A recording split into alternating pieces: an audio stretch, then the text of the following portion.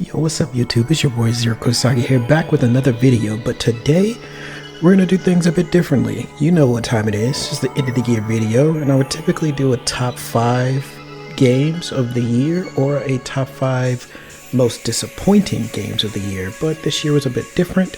So instead, I'm going to do a top 10 games of the year because I didn't really touch many games that I would find or classify as disappointing. So with that being said, let's go over the rules. Rule number 1, I have to have played the game this year. Rule number 2, it doesn't have to have released this year. Rule number 3, if your game doesn't make this list, does not mean that I think it is bad or you have bad taste. I probably just didn't play it. With that being said, let's go ahead and jump into the list with number 10. Number 10, Tekken 8. This is the first time I've owned a Tekken game since Tekken Tag, so this has been a long time coming.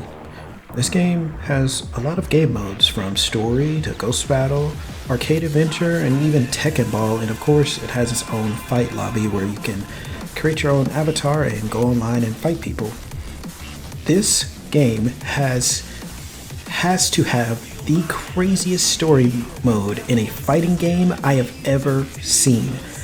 And I am not kidding about that. Without spoiling the story, I will say it's like the Fast and Furious of fighting games.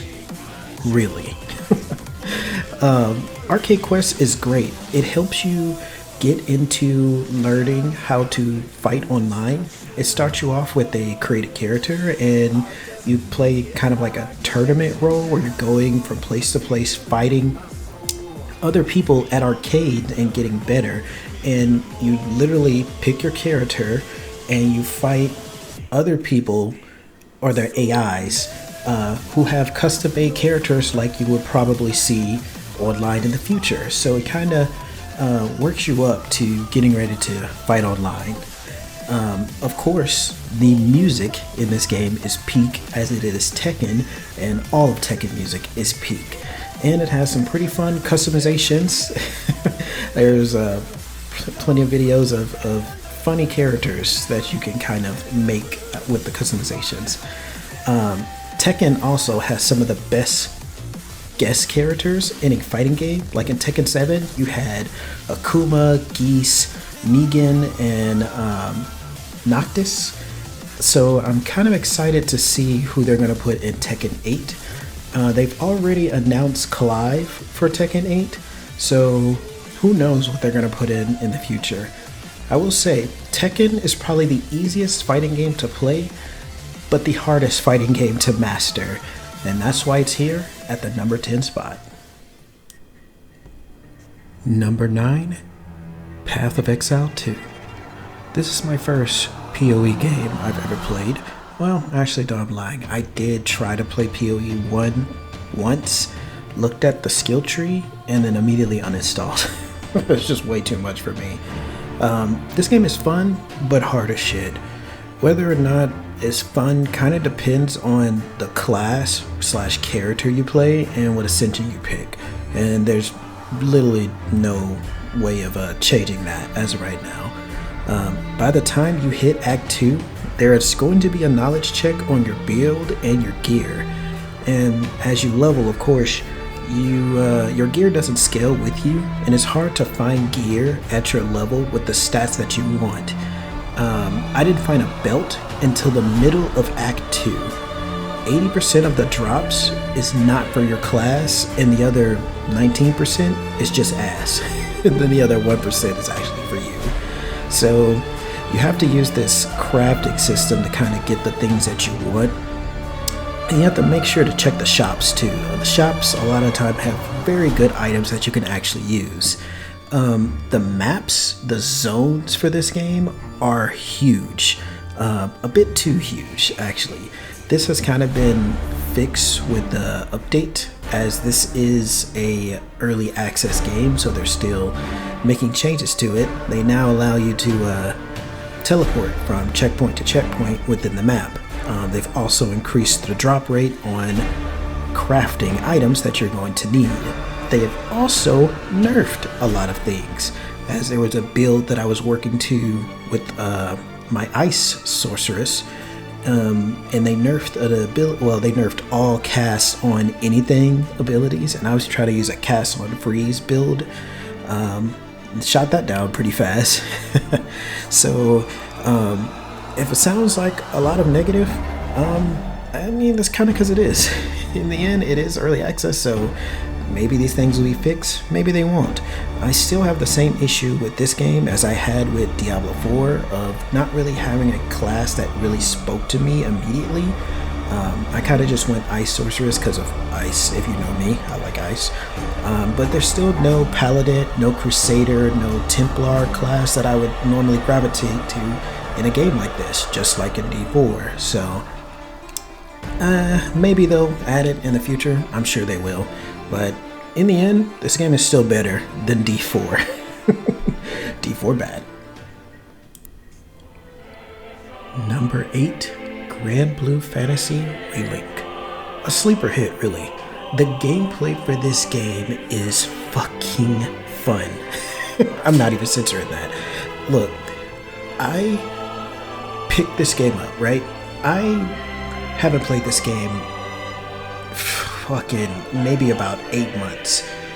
Just to make this video, I booted this game up and started playing and literally asked myself, why did I stop playing this?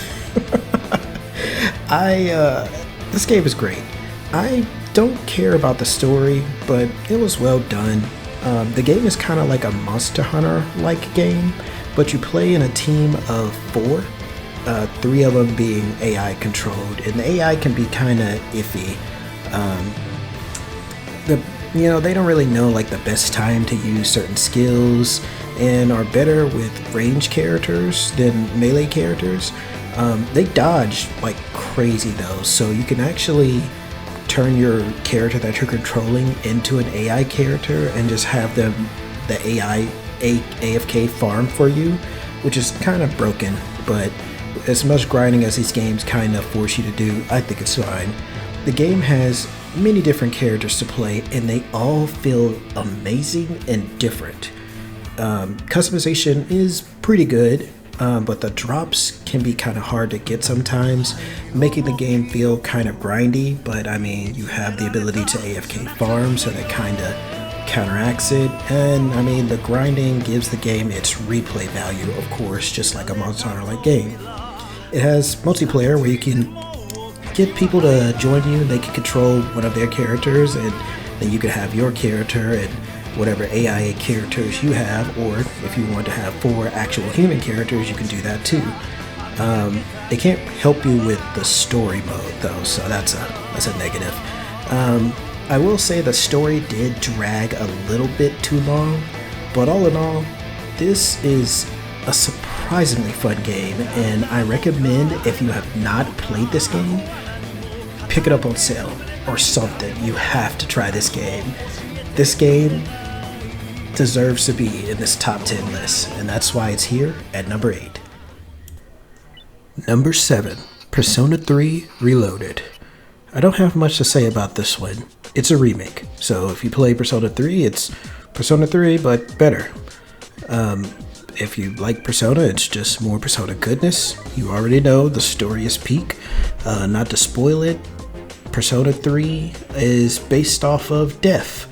If you didn't know, each Persona game kind of has a theme that the personas are based off of. Like 5, you have the mask, which is supposed to be like, it's a personification of people wear the mask and stuff like that. And then Persona 4, it was more about your true self and who you were deep inside yourself, like your shadow. And Persona 3, the theme is death. But yeah, other than that, customization, of course, is good. The customization is just better than the original game. Characters are good. Chidori is best girl, by the way. Pretty much, if you haven't played it and you like Persona-like games, get it. Number 6, Shin Megami Tensei 5 Vengeance. Another remake. Pretty much same game, just better. Better story, better everything. I mean, the story, I would say, has 2 new branching paths. Of course, you have the Chaos and the Order path on top of the pre-existing story and the paths that one had as well. This one has better customization because they give you traits to your demons, so every demon has an ability that is unique to each demon. This is great for customization purposes, but it makes certain demons just flat out better than others because of their unique traits. You also have a lot of newer, cooler skills. One of my favorites being from a new demon, which is the Naho Biho. I love him. He's my favorite new demon, and he needs to be in any shimmy game from this point forward. Also, the main character gets a cool new form. All in all, I've played this game fully all the way through 11 times, so obviously that's why it's here at the number 6 spot. Also, Yoko is best girl. I don't think I need to say much more than that. If you haven't played it, it's well worth playing it. Number 5, Astrobot. At this point, all of the games in my top 5 could be Game of the Year. This year was packed full of good games, which is why I had to do a top 10 list. This game surprised me. It's beautiful, it's fun, it's a family-friendly platformer. It's a celebration of PlayStation, but it feels like a celebration of games as a whole. It has amazing music and amazing powers on every level. Some really unique. I mean, maybe it might not sound unique, but the way they utilize it and the powers are actually utilized within the stage makes it feel unique. They have one power where you get a booster, which is a dog. They have another power where you can shrink yourself, and it actually, you can literally shrink down small and sneak into cracks in the level or get big and use that, okay, I get big and I'm in a small space, then I can like burst things because I'm getting big. Or even an ability that allows you to slow down time, which, oh my god, so good. They all change how you play dramatically. In the final level for each map, there's like a unique character that has a specific power, like from all types of PlayStation games like Ape Escape, God of War, and even Horizon Zero Dawn, Uncharted, just to name a couple. There are a bunch of PlayStation references in this.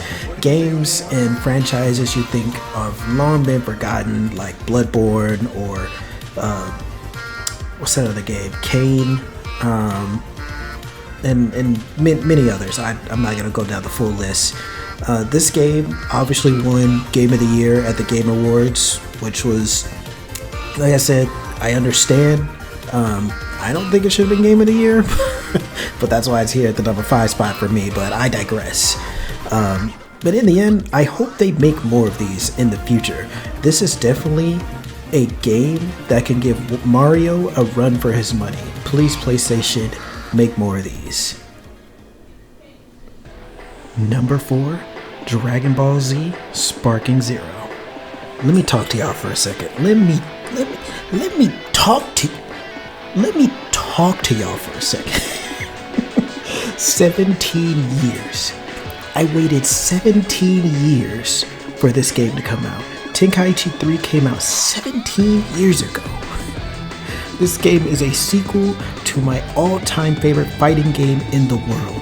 Some people will literally say it's the reason I made this channel.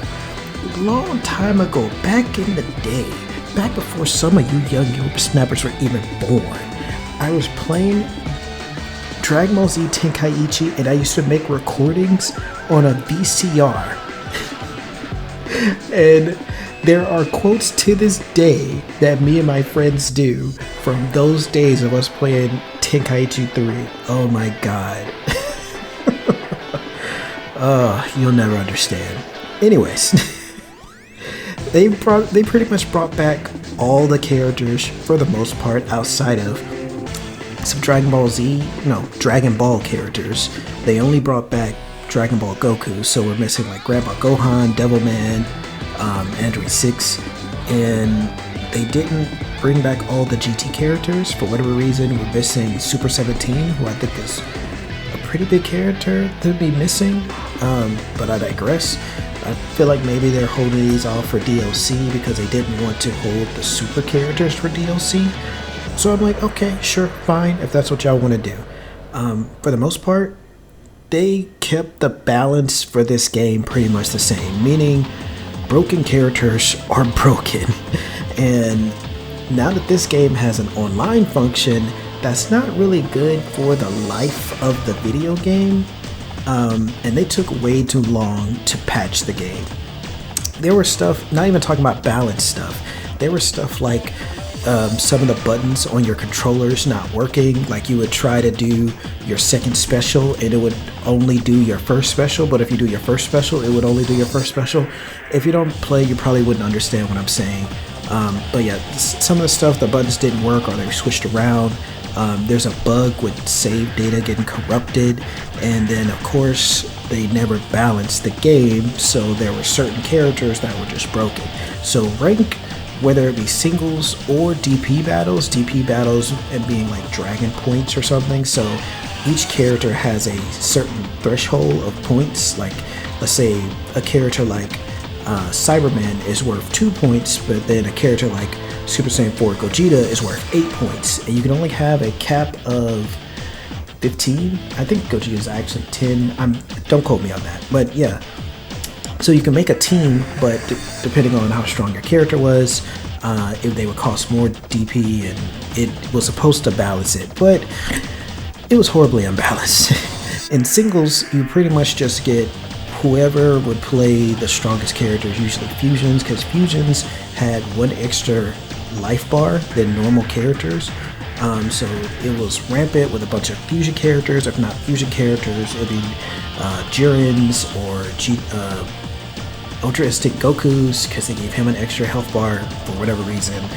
And that was pretty much it. That's all you would see in singles. In DP battles, those are more unique, but there was a lot of gimmicks in the game that people would abuse.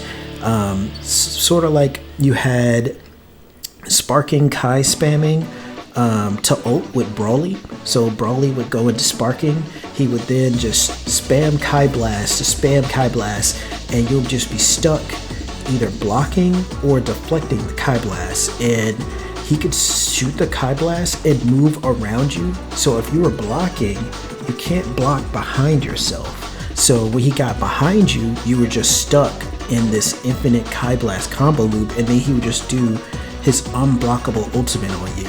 So whether you were blocking or deflecting, or you got hit from the back and then he did his ultimate, you were dead. And that's just all he did. You also had like Insta Spark. You have Insta Spark characters pretty much for 3 of the skill points. You could automatically go into Sparking. Broly had this. It only cost 3. It was abusive. Then you had the Giants, who had the unblockable dash spam. So giant characters would dash, and their dash attack was unblockable. And this would cause an infinite loop of dash attacks from the Giants until you just died. Long as they had enough Kai to dash, they could just do it infinitely, and you just died. It was abusive, stupid. You also have after image strike characters. So for 3 bars, you would activate this ability called After Image Strike, where you would, for 15 seconds, you could not be hit by a physical attack. You would automatically teleport to dodge it.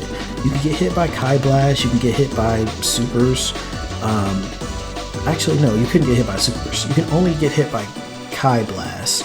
So the only way to counteract it was to either run away, do Kai Blast into a combo, or to do after image strike yourself. That was literally the only ways around it.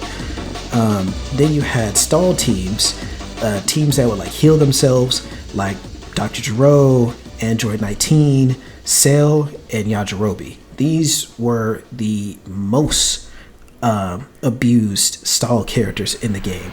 There was literally a tournament that was held by Bandai Namco where the top player played Dr. Gero in 19, and all he did was run away, grab to heal himself, and just run the entire match. That's all he did. If he got hit, he grabbed, healed, or switched out to the other person while they healed in the background.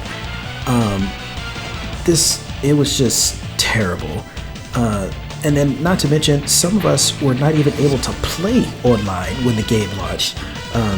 I wanted to play with my friend Terrio, and we could not play online at all. So it took them way too long to patch this. Eventually, they did patch all of this stuff, which is great. As far as I know, me and Terrio were able to play online together.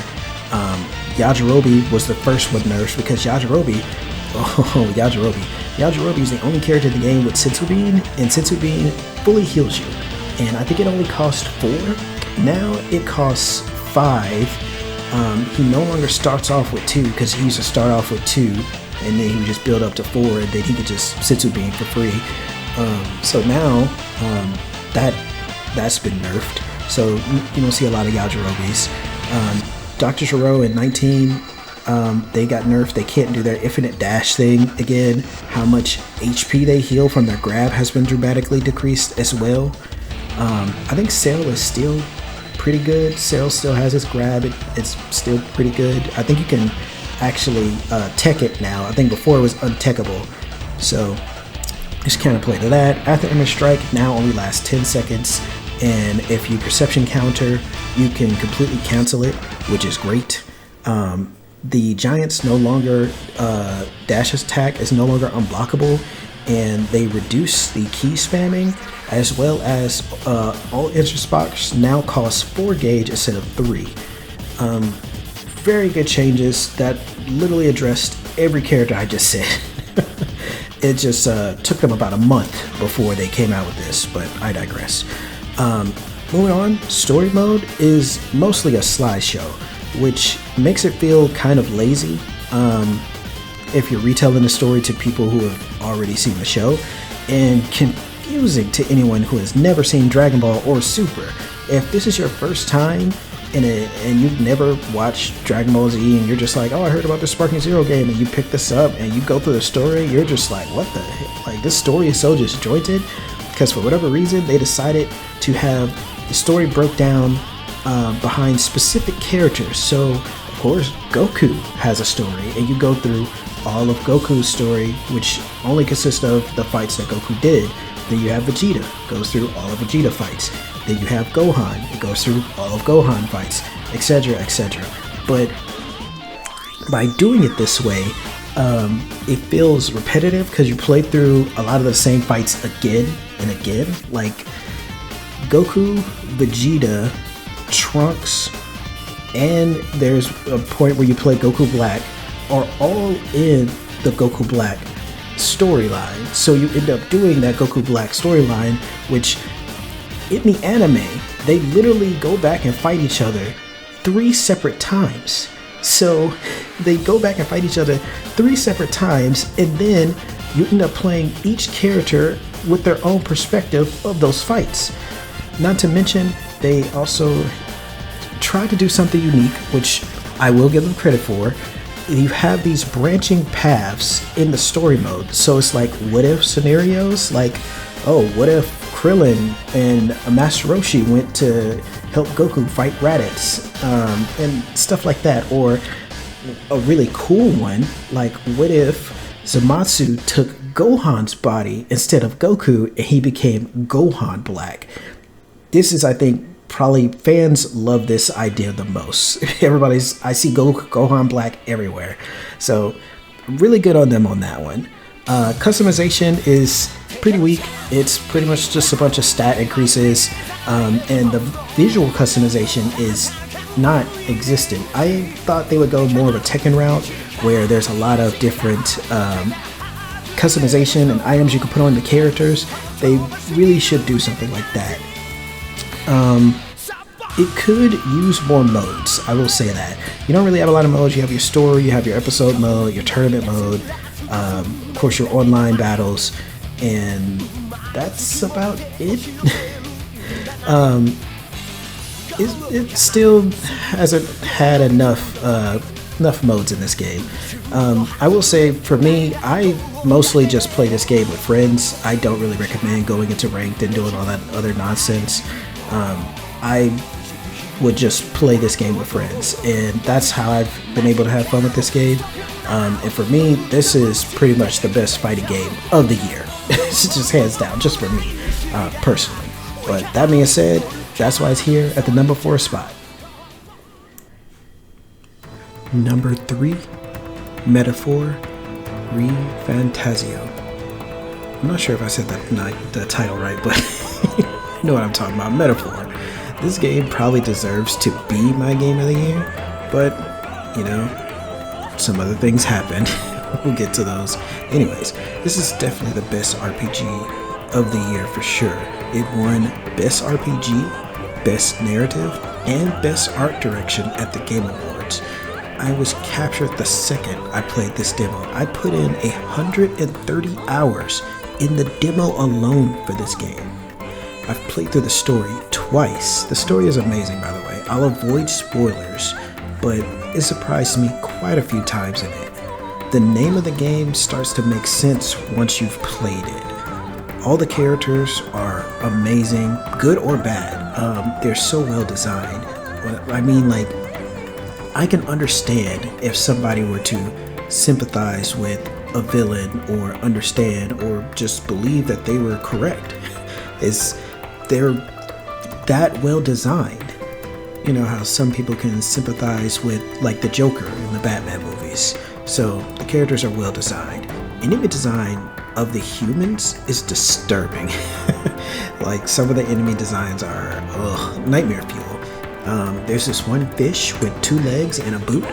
Yeah, 1 boot. He doesn't have 2 boots, so one of his feet are bare. But I'm not gonna get into it. Music is 20 out of 10. This music is fucking immaculate. It's amazing. Customization is great because, of course, it is an RPG. You can pretty much make any character whatever class you want. So you don't have to stick with one character specifically being the tank. You can make anybody the tank. You know, it doesn't matter. So you can literally play whatever characters you want and make them whatever class you want, which is great. It's more than just another Persona, like, as some people might see it. It's a great game. It's a must play if you love RPGs. This game is just a masterpiece. Number 2, Final Fantasy XIV Daunt Trail. This is an expansion that got me back into Final Fantasy XIV hardcore. They added a new race with the female Rothgar who look extremely cool. 2 new jobs being Picto and Viper. Picto being the new OP job of the game, and Viper being my new main.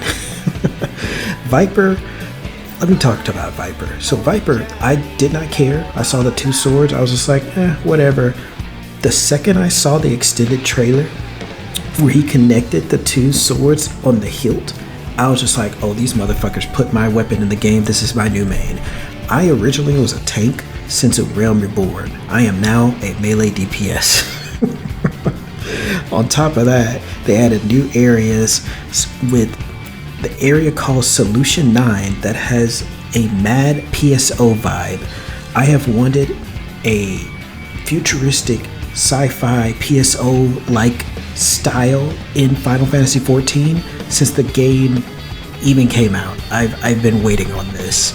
On top of that, they have a new difficulty in Dungeons and Trials that feels perfect for a 10-year-old MMO. I am so happy they upped the difficulty, upped the challenge, upped the fun, in my opinion, of all of the dungeons and trials of the game. I finally cleared my first raid tier ever this tier. I was able to do all of Savage before the next Savage tier came out. I'm actually looking forward to possibly going back and doing all the other Savages and trials that I never completed, just because I'm having so much fun. Music, of course, is peak. Thank you, Soken. To say a couple, Solution 9 theme, M1S, M4S are pretty much my favorites. The story, on the other hand, was a little lacking. Speen, listen to me. I'm not even going to play the clip. They even went back and redid the line. If you know what I'm talking about, they have redone the line, which it does sound better, but goddamn, that took me out of that moment so hard. Her voice acting was not great.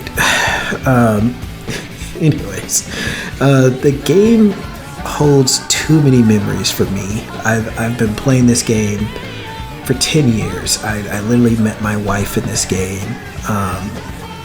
It's an MMO. I know they're just going to keep bringing in more content, better content, more, everything that I love about this game. And that's pretty much why it's the number 2 on this list. So at this point, you're probably wondering, what the fuck is number 1?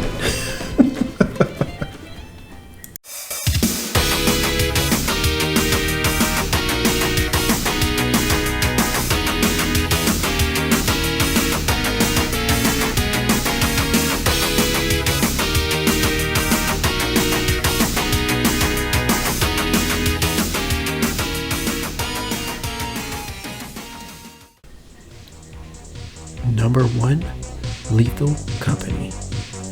If you watched my list from last year, you should have known that this was going to be here. The game that released too late last year to make my list.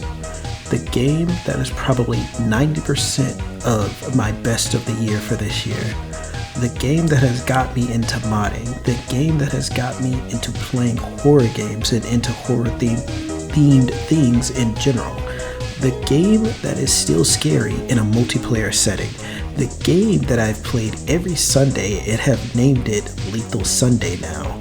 The game that has allowed me to play with friends I probably would have never played any games with. The only game other than Final Fantasy XIV that has helped me make friends because of it. This game is beyond amazing to me. This game would be stale at this point if it wasn't for the modding community though. Some of the really cool mods that I've been able to play would consist of like the Death Note mod, Mario stages, a point where we put Doom in the game, or even Goku. You would literally snap your neck to the UI theme. It's a game that is 1000% better with friends. So I definitely recommend don't play this game solo. One of the key designs in this game is the sound. The sound design is what makes this game so good. The proximity chat, I feel like, needs to be in every multiplayer game from here on forward. I could go into everything that makes this game amazing and why you should play it, but I've already made that video. If you still have not played it to this point, what's wrong with you? Please, I implore you to give this game a try with friends. Also, if you wanted to go back and watch that video of why you should play Lethal Company, go check my videos. As long as the modding community keeps making mods and keeps this game fresh, this could be another one of my forever games for me, like Smash, Yu-Gi-Oh! Master Duels, and Final Fantasy XIV. And that's why it's here at the number 1 spot for my game of the year. If you made it to the end of the video, thanks for watching. That was my 10. Put your 10 in the comment, or if you don't have 10, put your top 5 in the comment. Let me know what games that you found to be the best game of the year. Now that being said, thanks for watching. Catch you guys next year.